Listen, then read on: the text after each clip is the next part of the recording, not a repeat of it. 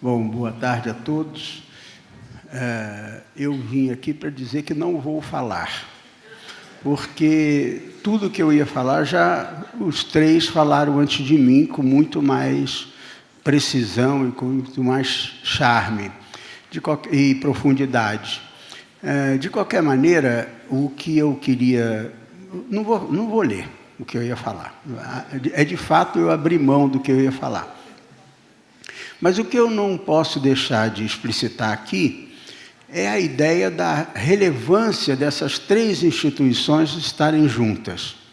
Primeiro, porque elas conseguem dar um caráter de um debate estratégico num país que tem se dedicado àquilo que é mais ralo da importância da cultura, da educação e da tecnologia. Nós temos discutido, eu falo especialmente do lado da educação escolar, do currículo, nós temos discutido isso aos espasmos, quer dizer, a gente tem soluços que nos permite discutir questões pontuais, questões emergentes, mas não questões de fundo.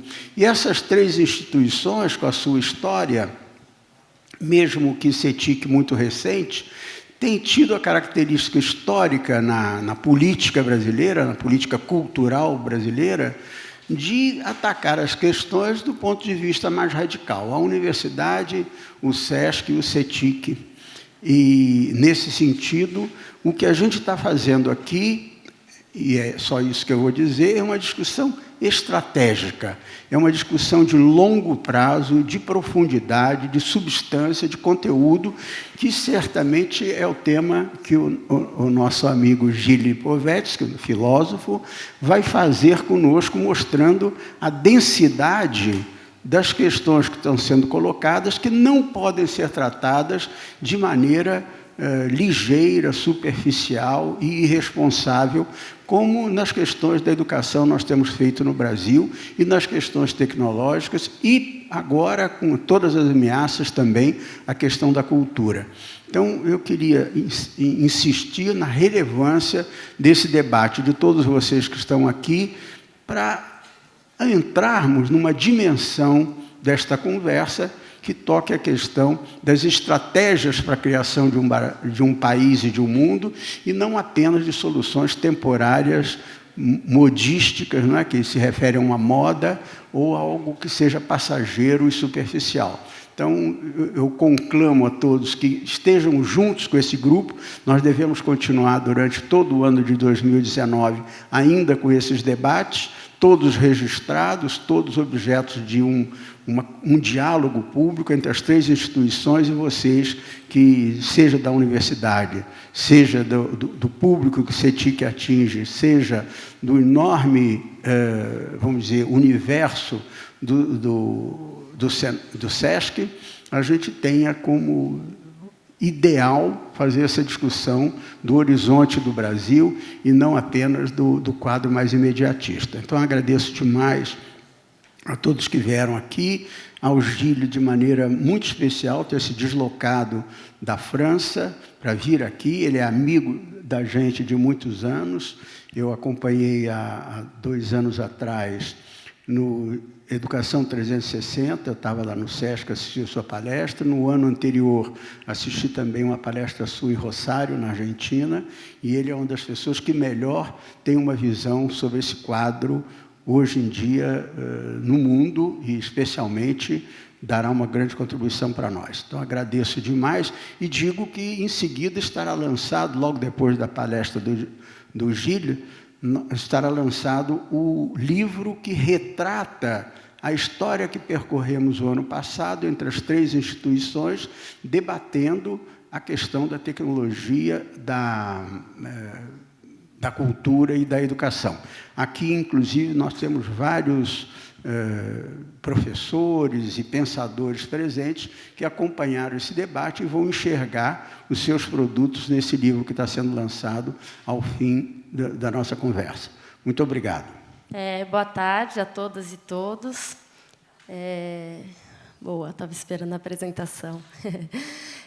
O que eu vou passar para vocês aqui, apresentar muito rapidamente, quase como um aperitivo da pesquisa, né? Eu estou bem feliz da gente lançar essa segunda edição da pesquisa TIC Cultura.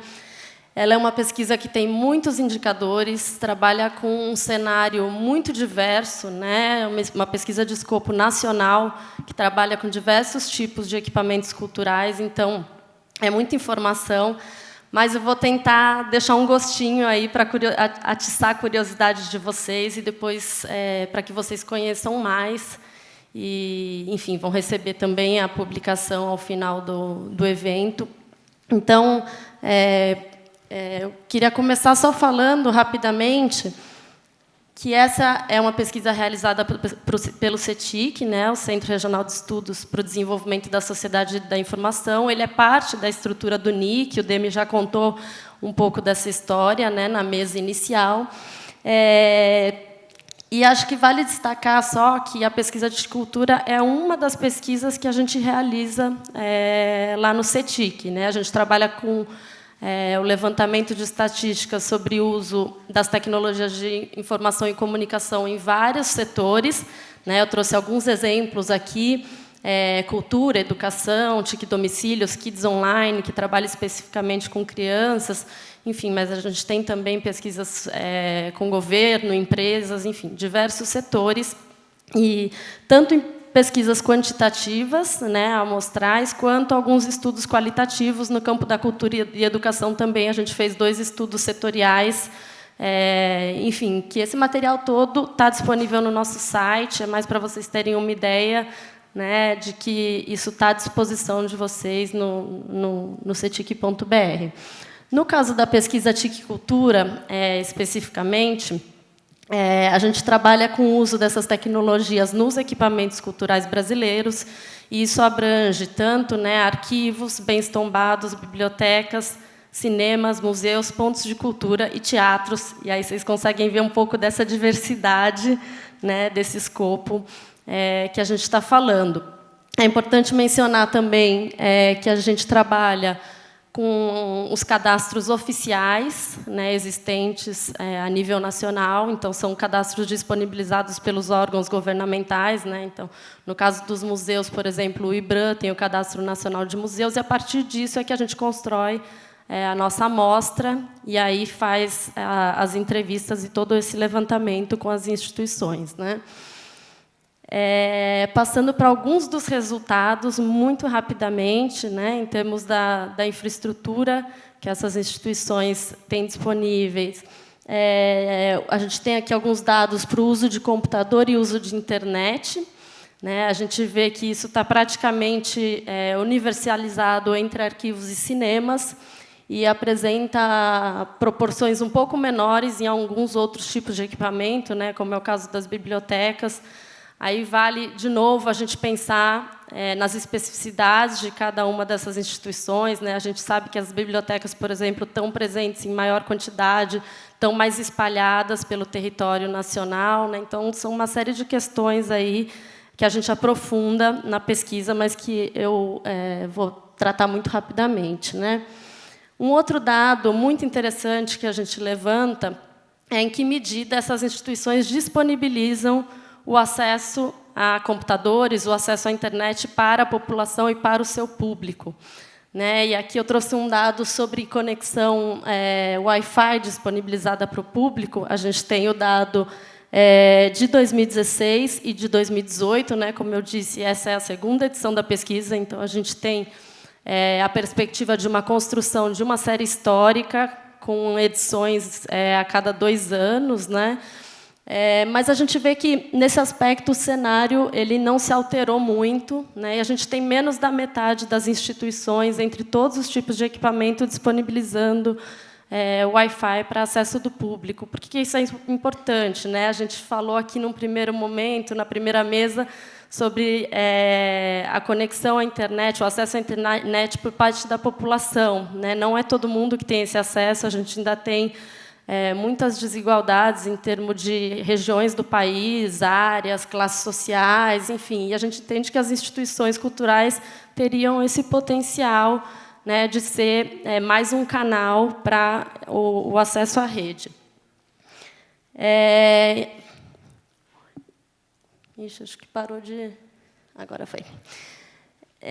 Um outro levantamento que a gente faz é sobre a presença das instituições na internet, né? Como é que elas se comunicam com o seu público, através de sites, de redes sociais, enfim. E aí a gente vê que elas estão mais presentes em redes sociais, né? São as barrinhas azuis aqui, do que em websites, sejam websites próprios ou websites de terceiros, que estão nas barrinhas laranjas, né?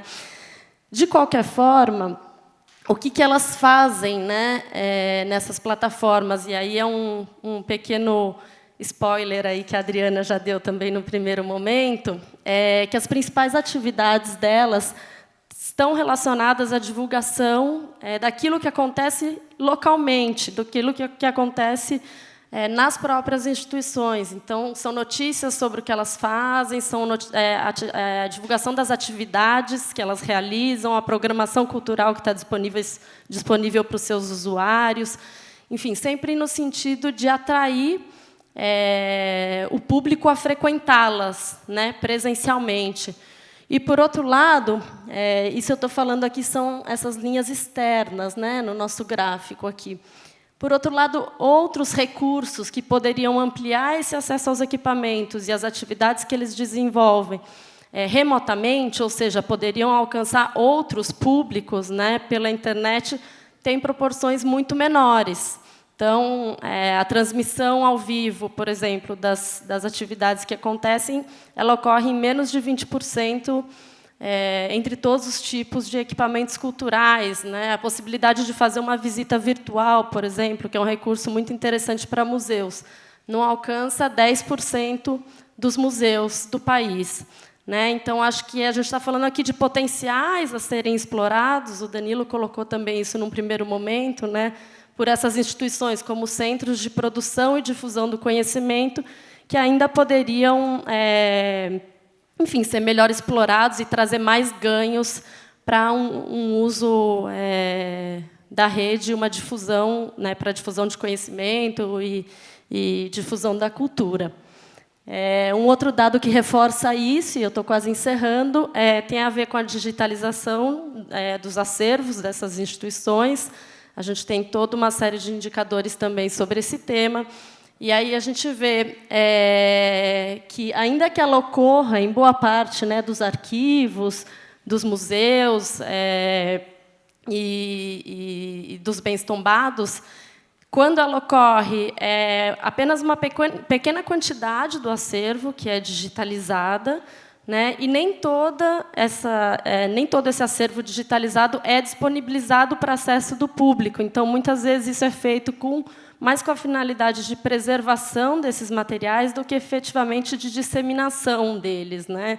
E aí tem um outro dado, por exemplo, que a gente levanta, quando esse acervo é disponibilizado pelo público, em grande parte das vezes é disponibilizado na própria instituição, de novo, localmente, e não pela internet, né? Enfim, eu começo a falar, eu me empolgo, porque são muitos dados que a gente traz. Mas, basicamente, isso eu queria apresentar para vocês. Essa é a nossa publicação, que a gente está lançando hoje. Acho que é importante reforçar também que a gente conta com o apoio de vários pesquisadores, especialistas, enfim, gestores culturais que nos auxiliam no desenvolvimento da pesquisa, né, tanto no planejamento, na discussão metodológica, quanto na análise dos resultados. Temos até alguns deles aqui hoje. E aí a gente traz também alguns, além, né, de todos os dados e da análise deles, a gente traz na publicação algumas contribuições de artigos que dialogam com esse tema, né, que falam sobre atividades culturais online, que falam sobre digitalização de acervos e outros potenciais aí de uso das TIC no campo da cultura. Então, era isso. Agradeço pela atenção de vocês, pela presença. Fico à disposição também. O meu contato, quem quiser saber mais, a gente pode depois, em outras oportunidades, dialogar sobre a pesquisa. Tá? Obrigada.